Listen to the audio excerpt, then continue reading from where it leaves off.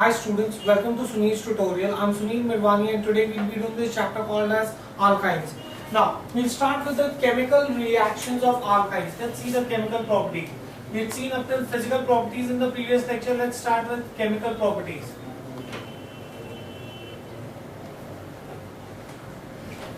Right? Now, amongst chemical properties, the first property that we'll see is hydrogenation.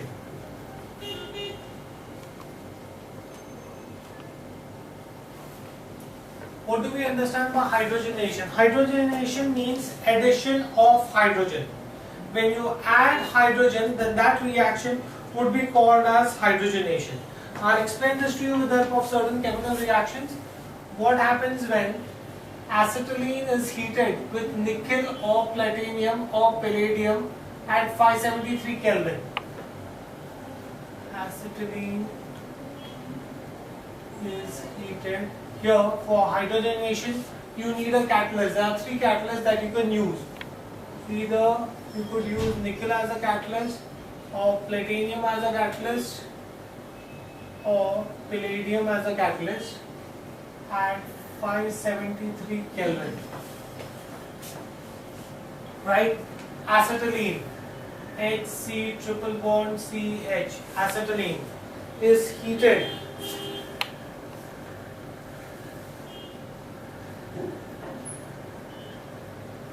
in the presence of hydrogen and the catalyst, heated with hydrogen with nickel.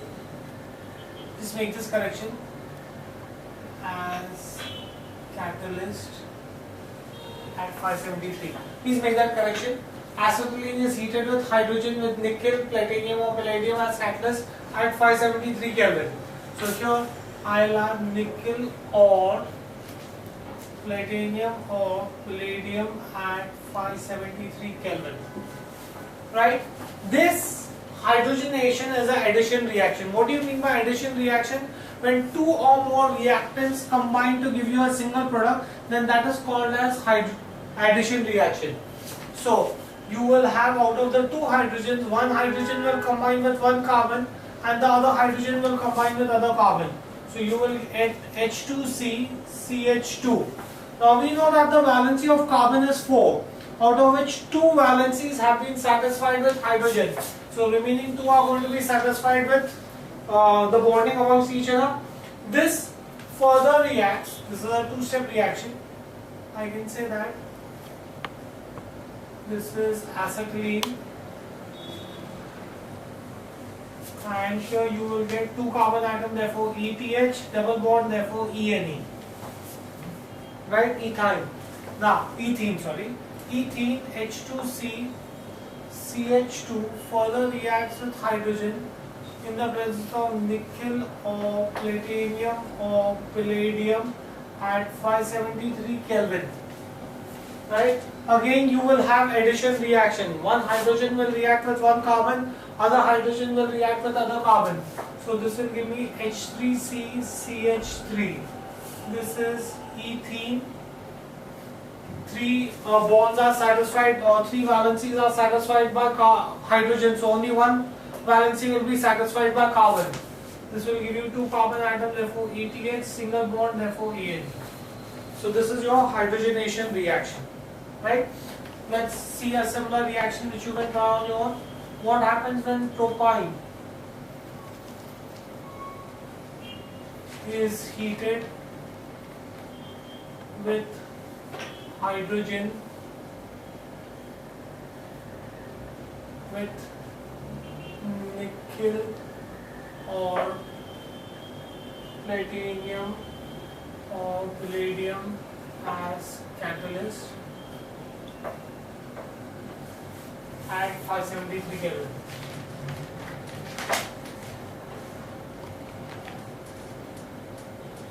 At 573 Kelvin. Right? Propyne. Prop means I need to have 3 carbon atoms. Propyne means I need to have a triple bond. Now put your bonds. H3, 4 bonds. H reacts with hydrogen. This is nickel or platinum or palladium at 573 Kelvin. This is propyne. You will have addition reaction, right? Out of the two hydrogens, one hydrogen will go here, one hydrogen will go here. So you will have CH3 as it is. CH, the triple bond will get converted to double bond because of addition of hydrogen, CH2, right? So this 3 carbon atom, therefore prop, double bond, therefore ENA. Propene, CH3, CH, double bond, CH2. Propene further reacts with hydrogen in the presence of nickel or platinum or palladium at 573 Kelvin. Right? Similar reaction. One hydrogen will combine with the first carbon atom, one will combine with the second carbon atom. CH3, CH2, double bond gets converted to single bond due to the addition of hydrogen. This is 3 carbon atoms, therefore prop, all single bonds, therefore ENA. Okay. Fine, do we get this in here? Now, in this case, what you observe is that hydrogenation takes place in 2 steps. You have the first step, hydrogenation, where alkyne gets converted into alkene, and then you have a second step, hydrogenation, where alkene gets converted into alkane. However, it is possible to control the hydrogenation only to one step by using a catalyst which is called as Lindlar catalyst. MCQ question, right? Write this down. It is possible to control, it is possible that hydrogenation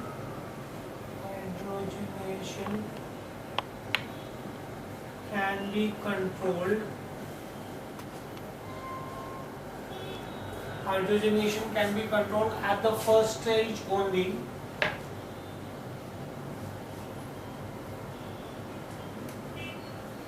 by using Lindlar catalyst. Right? Now, what is a Lindlar catalyst? It is nothing but it is a mixture of palladium and barium sulfate poisoned by quinoline. Right? What is Lindlar catalyst? Lindlar catalyst is a mixture of palladium and barium sulfate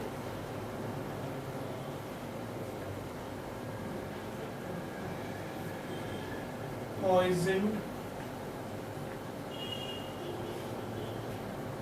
by a chemical called as quinoline. Right? What does Lindlar catalyst do? It stops the hydrogenation after first step only. So if I use Lindlar catalyst, see, for example, if I say that what happens when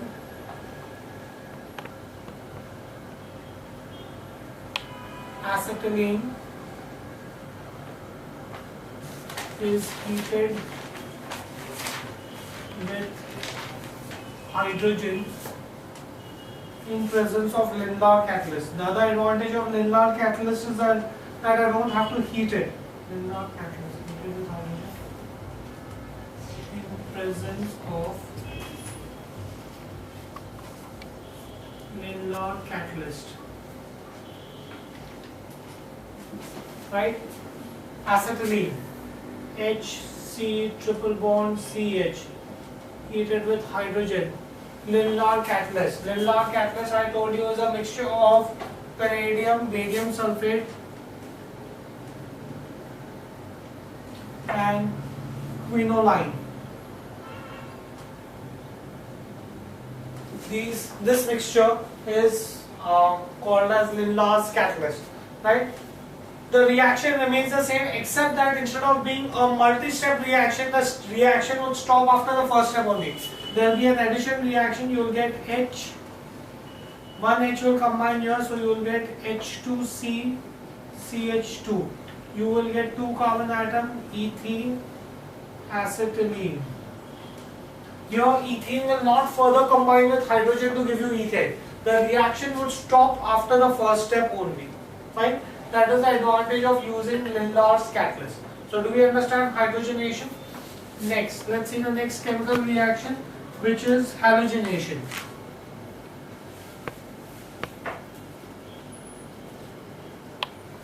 As the name suggests, halogenation is nothing but addition of halogen, right?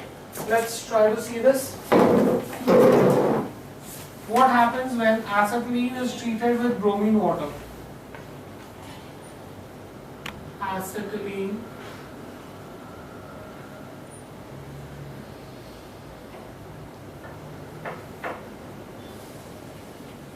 is treated with bromine water. Acetylene, HC triple bond CH, is treated with bromine water. So bromine gas and bromine, liquid bromine is used as catalyst. Bromine water is used as catalyst. This is your acetylene. You would have addition reaction taking place. So when alkyne is treated with halogen, in the first step you will get a dihaloalkane, and in the second step you will get a tetrahaloalkane, right? So here you are going to get a dihaloalkane. C double bond C, you will have H, Br, Br and H, right? So here you will get, now if you remember your alkenes, I had explained to you what is isomerism there, and I had explained to you different types of isomerism there, right? I had explained that when you have isomerism, you have geometrical isomerism. In geometrical isomerism there are two types. One is called as trans isomer and one is called as CIS isomer.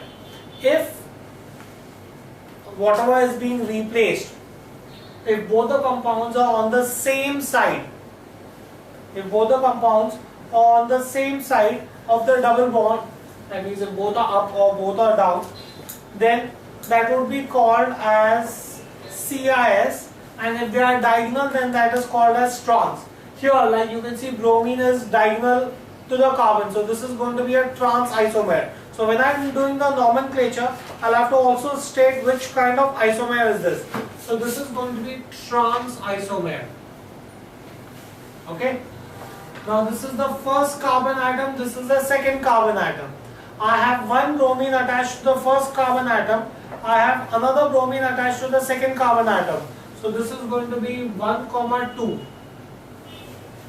There are two bromines attached. So this is dibromo. Two carbon atoms. Therefore ETH. Double bond. Therefore ENE. So everything has a significance. You don't just mug up the name. Trans because bromine is diagonal. The two bromines are attached to the first and second carbon atom, therefore 1, 2. Two bromines, therefore dibromo. Two carbon atom, therefore ETH, double bond, therefore ENE. So this is going to be trans 1, 2 dibromo ethene. Fine, do we understand this? Let's see another reaction like this, guys.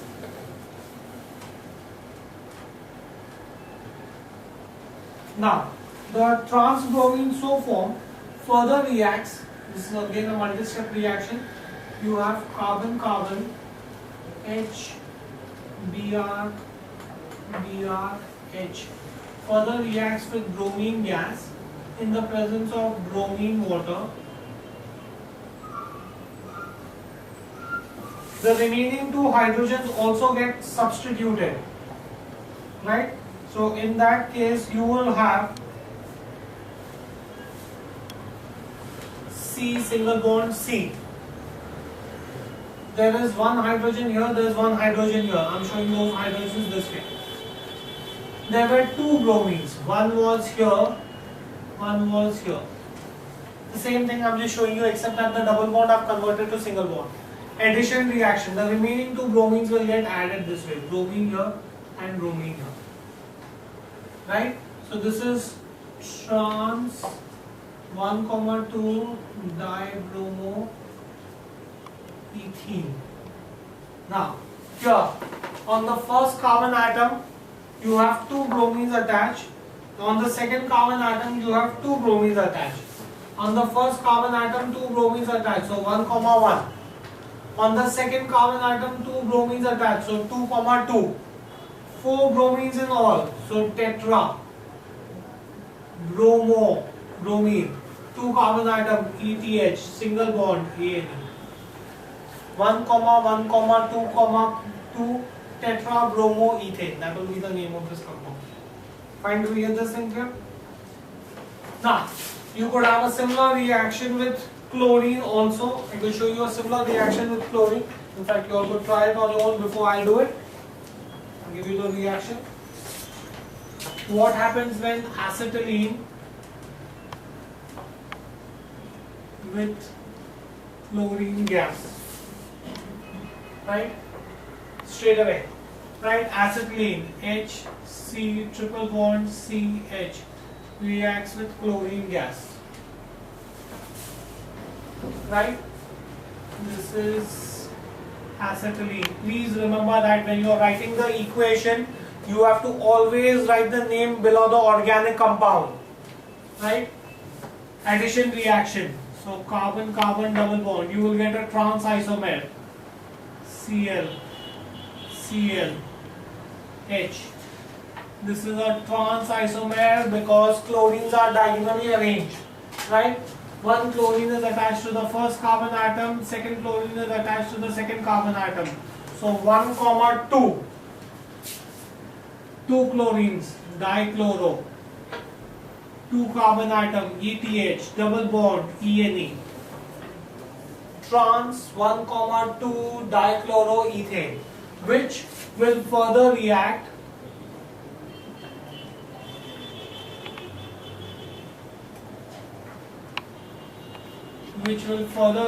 with chlorine gas.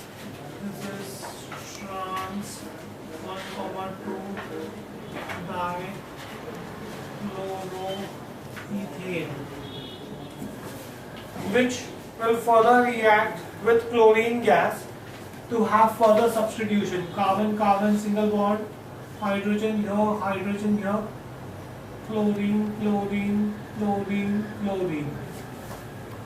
On the first carbon atom you have 2 chlorines, therefore 1, 1. On the second carbon atom you have 2 chlorines, therefore 2, 2. 4 chlorines, tetra, chlorine, chloro, 2 carbon atom, ETH, single bond, ANE. Excuse me? Ethene. This is ethene. Right? Okay, so do we understand halogenation? This was very simple. Next, let's see the next reaction. Let's see hydrohalogenation. This should be interesting. Hydrohalogenation. Now, as the name suggests, hydrohalogenation is when you are treating with a hydrogen and a halogen. Fine, do we get this in here? Now, let's see this.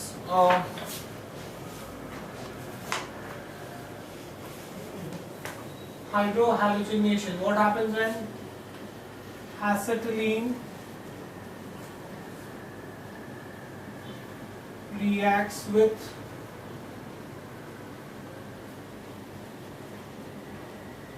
HBr? Right? Acetylene reacts with HBr. Now this is going to be a very simple reaction. This hydrohalogenation should be good. HCCH reacts with HBr. Right? Now, when it reacts with HBr, you will have addition reaction taking place. 2 reactants combine to give you single product. Right? So you will have carbon-carbon will become double bond, H, H and bromine will come here. This was acetylene. Right? Now, bromine is attached to the first carbon atom, therefore 1. Bromo. 2 carbon atom, ETH, double bond, ENE. Right? Common name, suppose if you want to know, this is vinyl bromide. Right? Which will further react, which is going to further react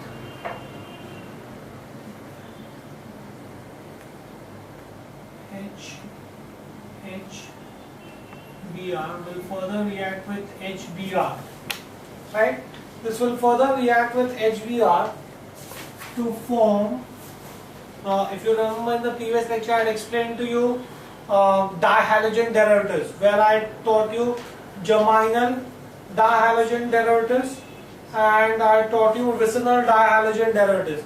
It will form a vicinal dihalogen derivative, meaning you will have CC, one bromine will come here, one bromine will come here, vicinal, right? H2 and H2, 2, 3, 4, valency is satisfied. This is 1 bromo ethene, right? Reacts with HBr. Now, dihalogen derivatives, when it is vicinal, I explained to you that the name will be YLENE, ethylene, right? 2 bromines, therefore dibromide. That will be the common name for this. If you want the IUPAC name, you will know IUPAC name. I have bromine attached to the first carbon atom, I have bromine attached to the second carbon atom. So 1, 2 bromines, therefore dibromo. 2 carbon atom, ETH, single bond, ANE. So common name is ethylene dibromide or 1, 2 dibromoethane. Now the interesting part is when you have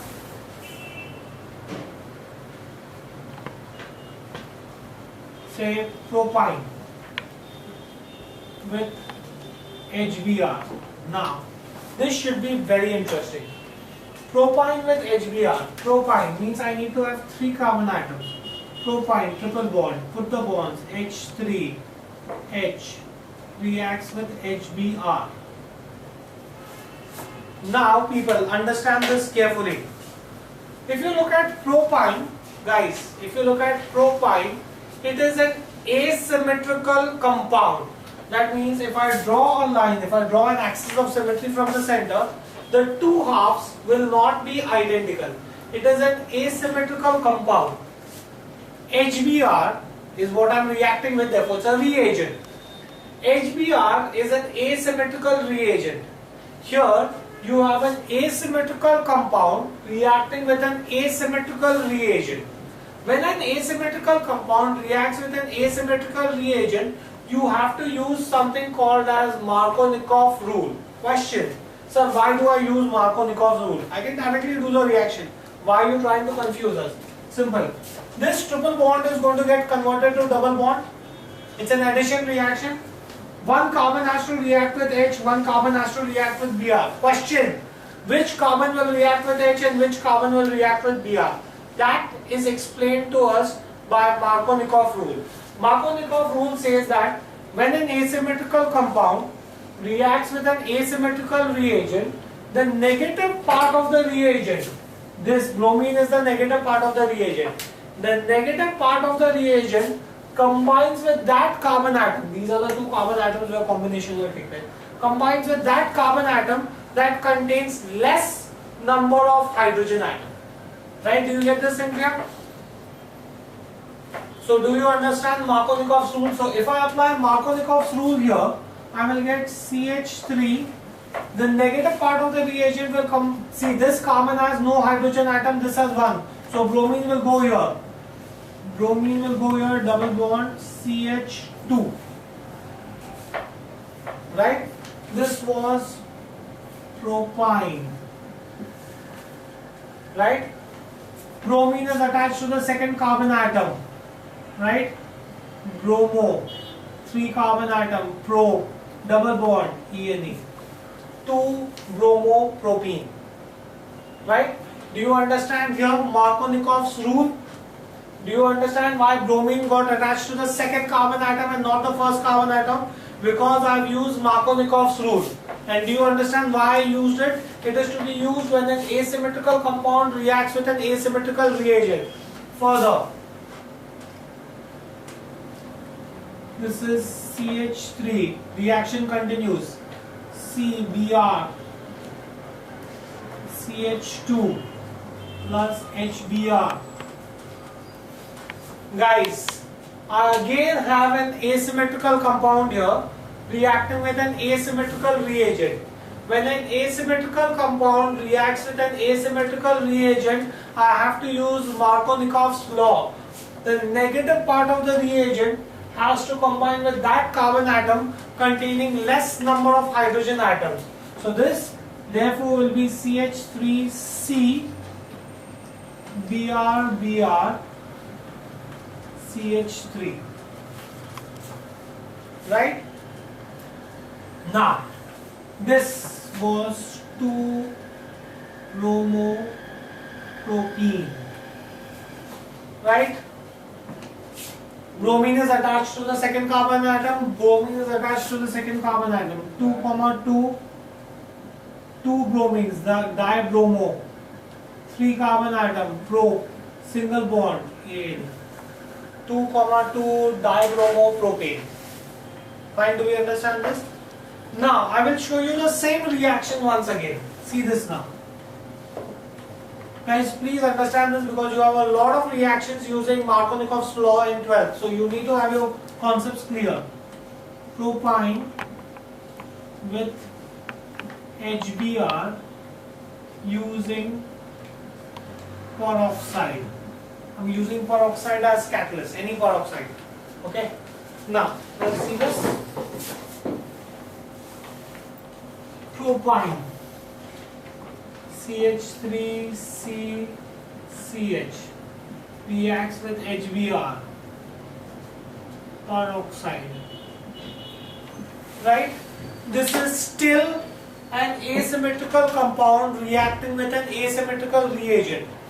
But when an asymmetrical compound reacts with an asymmetrical reagent in the presence of peroxide, then that is called as anti-Markovnikov's rule, or it is called as peroxide effect, or it is called as crash effect. MCQs. When an asymmetrical compound reacts with an asymmetrical reagent in the presence of peroxide, it is called as anti-Markovnikov's rule, or it is called as peroxide effect, or it is called as crash, K-R-A-S-H, crash effect. Okay. Now the rule is exactly opposite.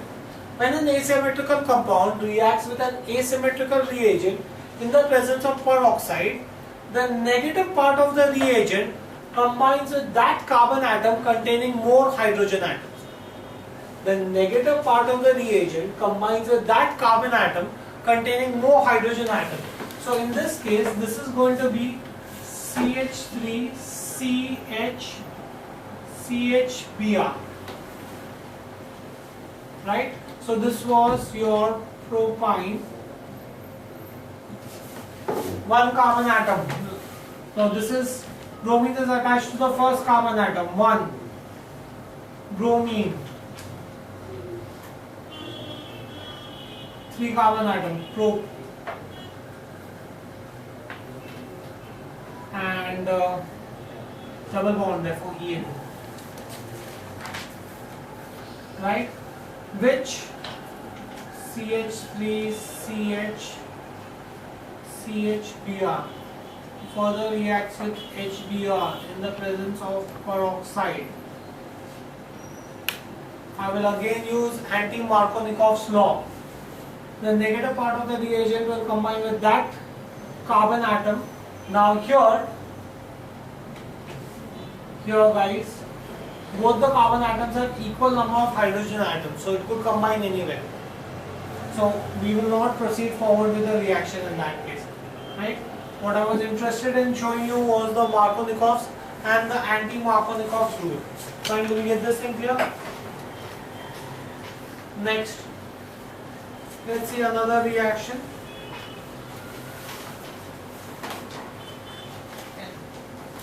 Reaction with sulfuric acid. Addition of concentrated sulfuric acid. Let's see a reaction with sulfuric acid here. What happens when acetylene reacts with concentrated sulfuric acid? Right?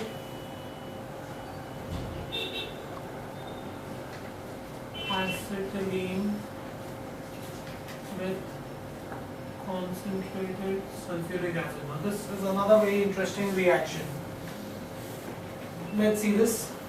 Acetylene HCCH reacts with concentrated sulfuric acid.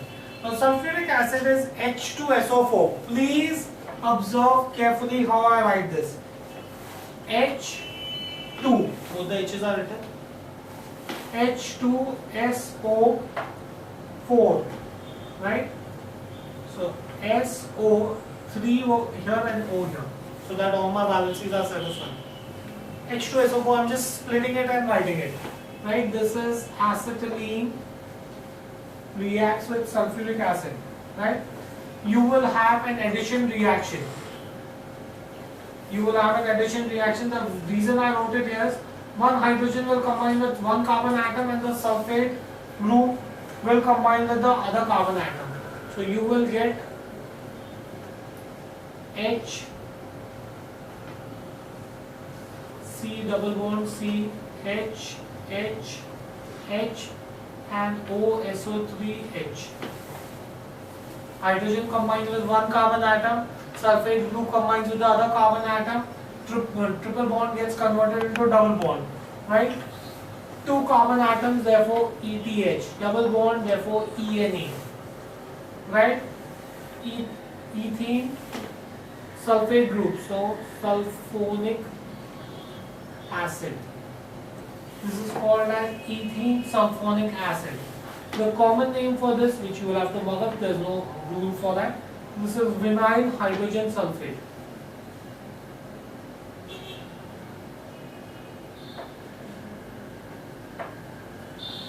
Right? So in the first step, when acetylene combines with sulfuric acid, you get vinyl hydrogen sulfate. Now, the vinyl hydrogen sulfate further reacts with sulfuric acid. Carbon, carbon, double bond. This is going to be hydrogen, hydrogen, hydrogen, OSO3H. Further reacts with HOSO3H, sulfuric acid. Right? It further reacts with sulfuric acid. Now, when it further reacts with sulfuric acid, you will get a germinal dihalide. Fine, do we get this in here? Germinal, if you remember your dihalogen derivatives, that means both the sulfate groups will be attached to the same carbon atom. So you will get C, single bond C. You already had two H's here, and you had a H here, and you had a OSO3H here. Now H will combine here, and OSO3H will combine here. Since both the sulfate groups are attached to the same carbon atom, therefore this is going to be germinal. Now germinal, I had explained to you, the name will end in LIDNE, right? So this was ethene sulfonic acid, right? This is two carbon atom ETH, right? Germinal, therefore YLIDNE, ethylidene, right? Sulfate group, hydrogen sulfate.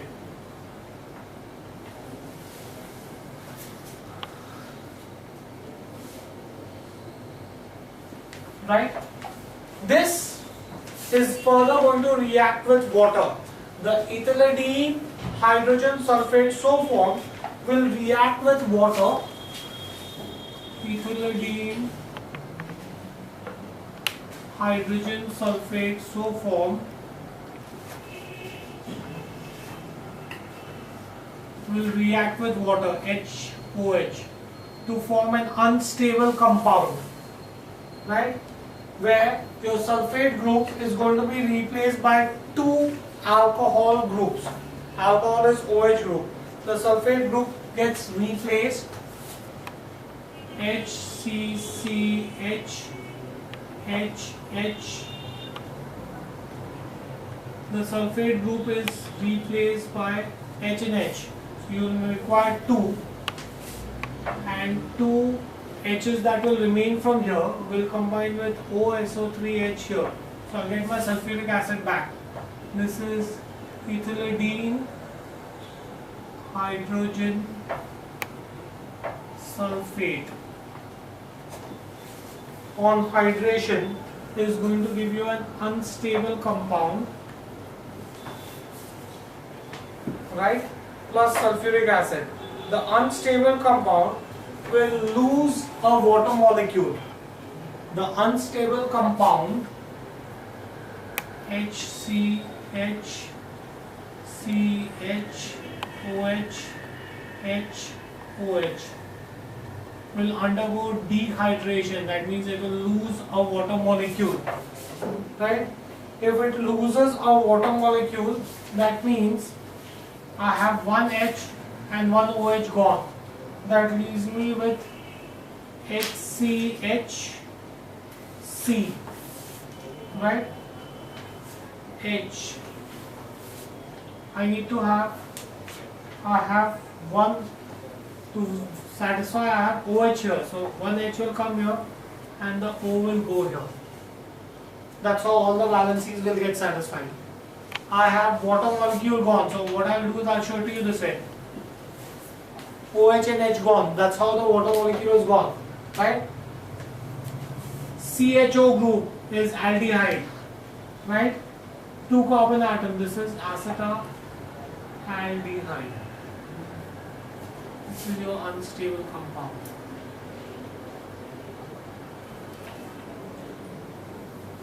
So finally it will go and form an aldehyde group. Why do we get this in here? So do we understand the reaction with sulfuric acid? Next, let's see the next reaction. Reaction with water.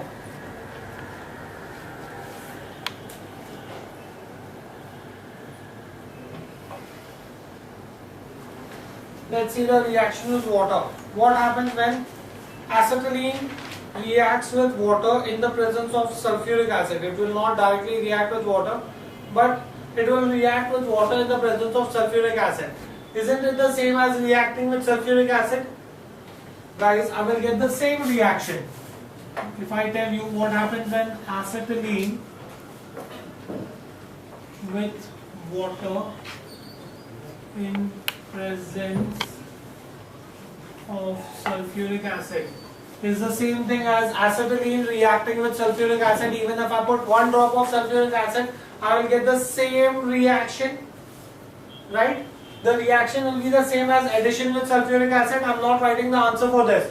I just explained this reaction to you, the addition with sulfuric acid. You will get the same reaction what you got for addition with sulfuric acid. You want to say same reaction that you get for addition with sulfuric acid.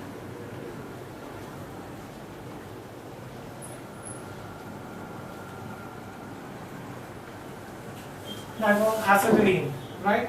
Let's since we skipped that, let's put another reaction. Propyne with water in presence of sulfuric acid. Propyne, 3 carbon atoms. Propyne, triple bond, H3H with water in the presence of dilute sulfuric acid. Right? Now, here you will get your reaction. You will have an propine. That means you will have to use Markovnikov's rule. You have an asymmetrical compound reacting with an asymmetrical reagent. Asymmetrical compound reacting with asymmetrical reagent. That means the negative part of the reagent, which is the OH group, alcohol group, the negative part of the reagent will combine with that carbon atom that contains less number of hydrogen. That means OH has to combine with this carbon, right? Now let's see this.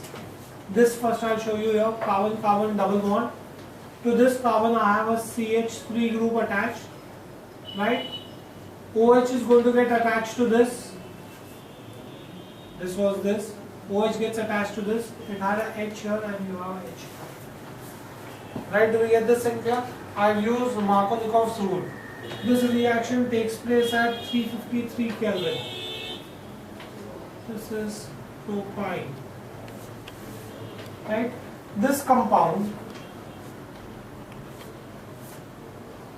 is called as enol. You have to learn this name. This compound is going to be called as enol, right? Which will further react with water. This compound will further react with water. CH3OH H H will further react with water, HOH, to give you an unstable compound. You will have two alcohol groups there, right, where you will have CHC CC, right? There are two hydrogens here. One more hydrogen will combine here. That will give you CH3. I have CH3 C. There's a CH3 here. OH and OH. That will be an unstable compound. Guys, this CH3 as it is.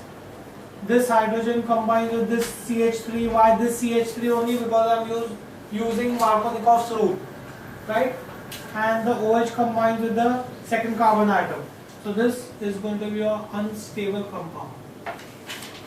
From enol, you will get this unstable compound, which will then get dehydrated. CH3C, CH3, OH, OH will lose a water. Will lose a water molecule, HOH, OH and H, to give you CH3C, CH3 double bond O, which is acetone. So it will give you a ketone group. Fine, do we get this in clear? So here you will end up getting an acetone group. Fine, do we get this in clear? So do you understand reaction with water? Next, let's see the next reaction, guys.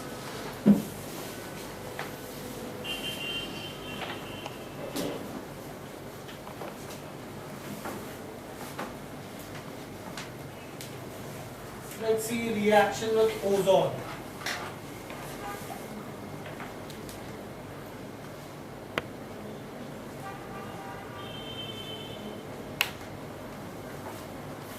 Ozone, O3. What happens when acetylene reacts with ozone? Acetylene, ozone. Right? Acetylene, HCCH reacts with ozone. Right? Let's see the reaction, guys.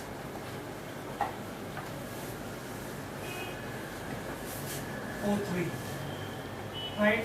Now it will react with ozone in the presence of carbon tetrachloride as catalyst, CCl4 as catalyst. Right? Now observe carefully.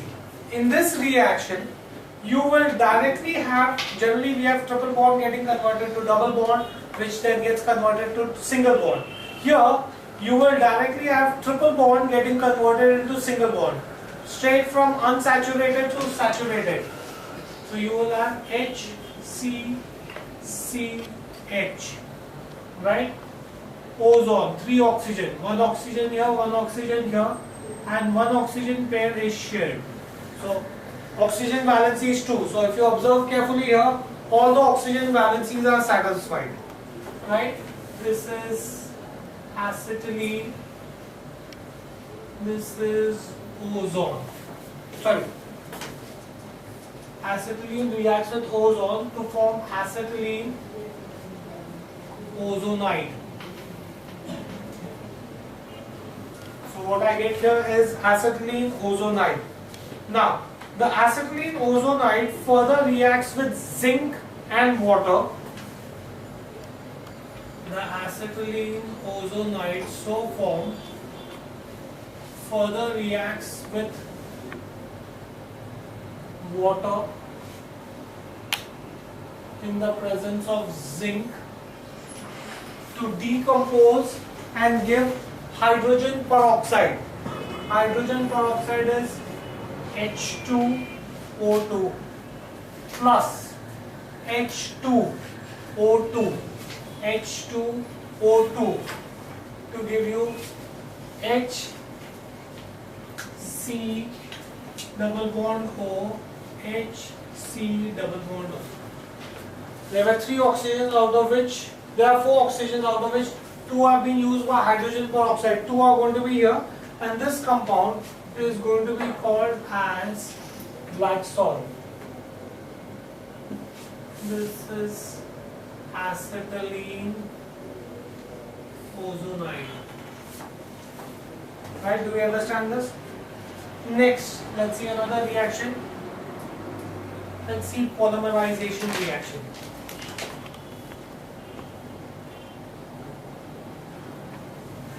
Right? What happens when alkynes pass through red hot iron tube?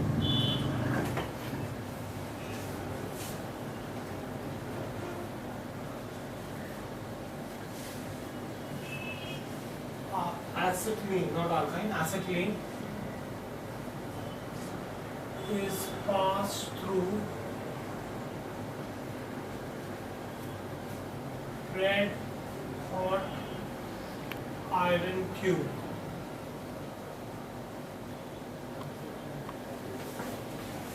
Right? Acetylene, HC triple bond CH, right, is passed through hot iron tube, which is going to serve as catalyst. It polymerizes. It polymerizes to give you benzene. So you will get CH, C, C, C, C, C, H, H,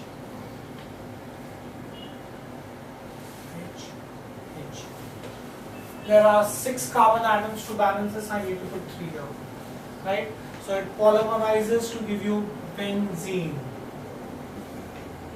acetylene. That's my polymerization reaction, C6H6. Next, what are the uses of acetylene? So alternate double bond. Yeah, alternate double bond you should have. Right? Uses of acetylene. Where do I use acetylene? Right?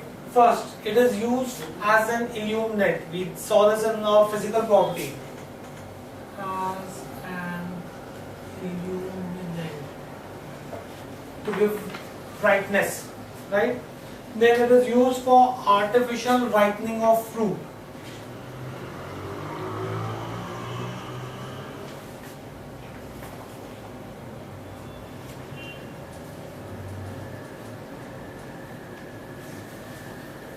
Right? Then it is used to make oxyacetylene flame, which is used for cutting and welding.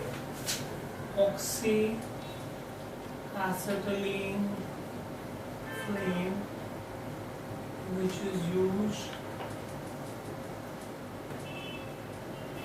for cutting and welding.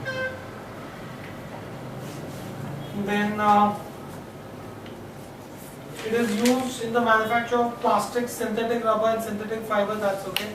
Then it is used in the preparation of solvents and it is used in the manufacture of alcohol. These are the three main uses of acetylene. Right? This finishes this chapter. We'll stop this here for the day. Thank you very much.